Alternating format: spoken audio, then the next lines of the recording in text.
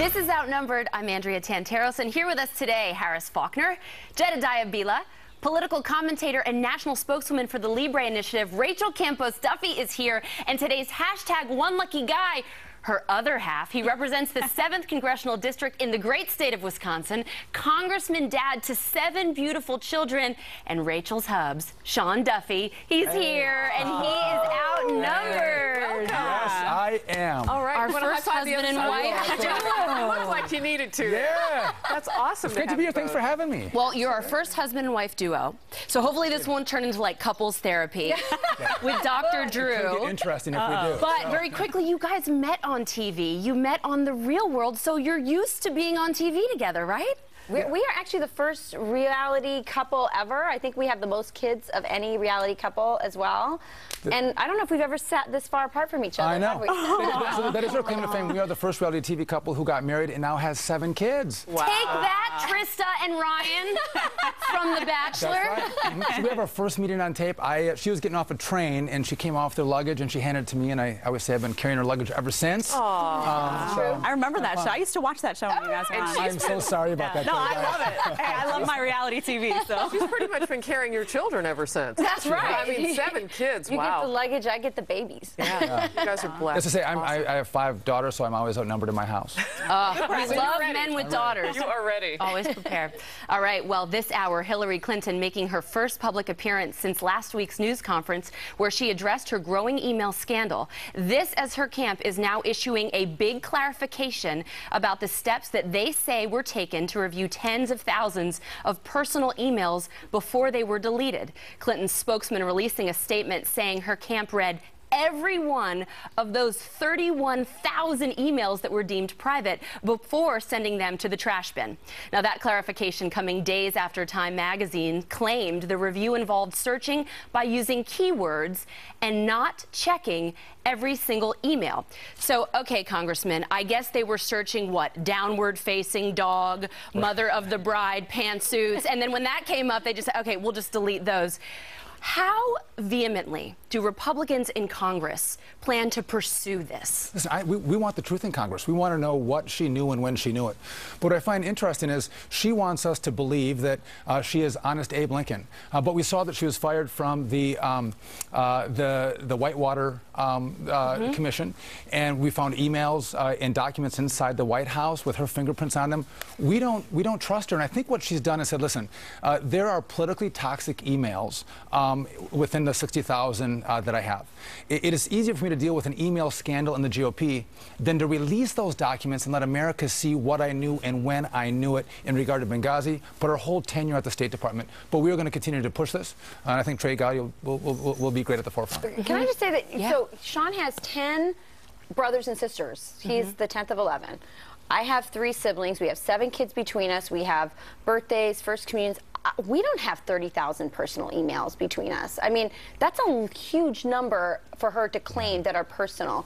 And frankly, I also think if she had released those emails and we learned more about her planning wedding, I think she's kind of known as an ice queen. I think this could have actually helped her persona, helped her public image, made her a little softer. If that was the case, we'd be seeing them. Well, one Democrat told us, and we won't reveal our sources, Harris, but one Democrat intimated that she focus group tested those words before she used them. Mother's funeral, mother of the bride, wedding emails, and also yoga, because that's something that would resonate with women. I mean, are the Clintons that calculating and scripted that they're even trying to fool us on the type of emails they deleted? Well, you know, it's interesting. It's like gangsta politics, if you will. And why would I use that word? Because the man who is tasked with perhaps taking over her campaign is a guy by the name of Rob Mook. He runs his own listserv, so we found out a couple of years ago, and they call it Mook's Mafia. And there are certain Democrats and campaign planners that have a combination email serve with him. I mean, that is the man who may take over her campaign. This is in the bloodstream of Hillary Clinton's machine, if you will. And it is quite a machine. Before we move on, Jedediah, they destroyed government documents. And what I'm wondering is, were these lawyers that deleted these emails? Because think, if you're a very clever litigant and you have a lawsuit in front of the Department of State right now, and you ask for that kind of discovery, what if she destroyed potential discovery? I mean, this could be This could be getting in the way of discovery, obstruction of justice in civil suits, in potential criminal suits. I don't hear a lot of people talking about that. That's a great question. Who deleted it? What was deleted? Will we ever really find out? And let's face it, the only way to really find out is if she hands this server over. She's not handing this server over, and I think the reason she's not handing it over is because whatever's on that server is potentially problematic for her. As is, though, she's viewed as secretive. Many Americans have a problem with this. I think this is going to be a big, big issue for her moving forward. I don't think she's going to walk out of this one, too. And I wonder, too, if she throws the people doing the deleting under the bus, if it was a group of kids and not lawyers, right? Oh, well, you know, that intern deleted that email. You know who's Still associated with her, though. The man I mentioned, Rob Mook. The mafia guy. That's who's in charge of that. That makes us part feel of that better. team that was looking at those emails reportedly. All right. We'll see what happens. The chairman of the House Select Committee on Benghazi is denying accusations in the meantime, now that the panel's investigation into the 2012 terror attack is being used to derail, I should say, Hillary Clinton's potential presidential campaign. Here's Congressman Trey Gowdy yesterday on Fox News Sunday. If you look back at the 3 hearings we have had so far, I have mentioned Hillary Clinton's name a whopping 0 times. To the extent Democrats are frustrated, they should talk to Secretary Clinton, not me. I didn't tell her to get a personal server. I didn't tell her to hire her attorney to go through these 60,000 records, and Lord knows I didn't tell her to delete 30,000 of them. Meantime, a new poll asks whether the circumstances surrounding the murder of the U.S. ambassador to Libya and 3 other Americans in that attack will help or hurt Hillary Clinton if she runs for president. A majority, 47% of likely voters, think that it will hurt her. That's the highest percentage since the Rasmussen poll started asking the question in early 2014. All right, Congressman, I'm going to put this to you. One of your colleagues on Capitol Hill, Trey Gowdy, he called for this Benghazi hearing because we still don't have answers.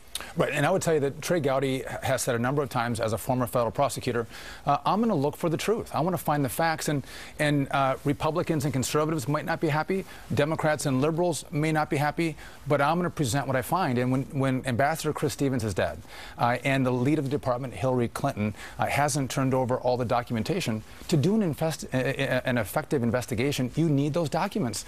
And I think all the liberals and the Democrats have left is to say this is partisanship, but really, Gowdy's going for the truth. And Hillary Clinton, Rachel, on January 23rd or 28th, said that she would willingly come back to Capitol Hill to testify at this exact committee. Now, this was before the email scandal, but what if Gowdy finds out that some of these emails were destroyed are relating to Benghazi? Then what?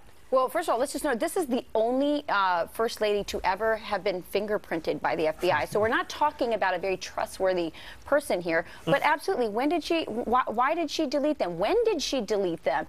Right. And regarding your question about the Democrats coming out and saying that this is partisan.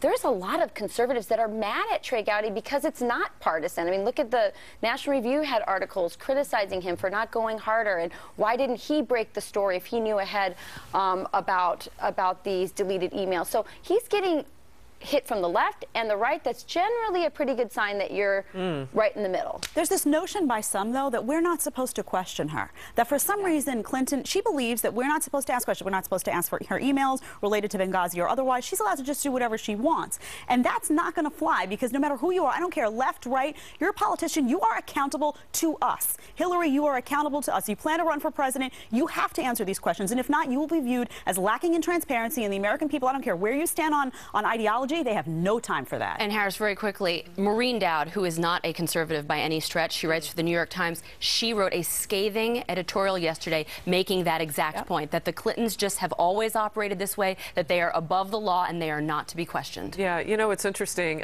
We're talking about this. She had said that she was going to make an announcement possibly about her candidacy in just a couple of weeks, in April. This is now going to ease into that zone. So the minute she makes her announcement, potentially when it happens, that news conference blows up and this issue comes up. Yeah. Like we have now perforated into her new zone, if you will. Hopefully she doesn't announce over email. She does, we'll never see it. What are you talking about? So she prints a copy. All right, the White House firing back at Republican senators who wrote an open letter to Iran's leaders, warning against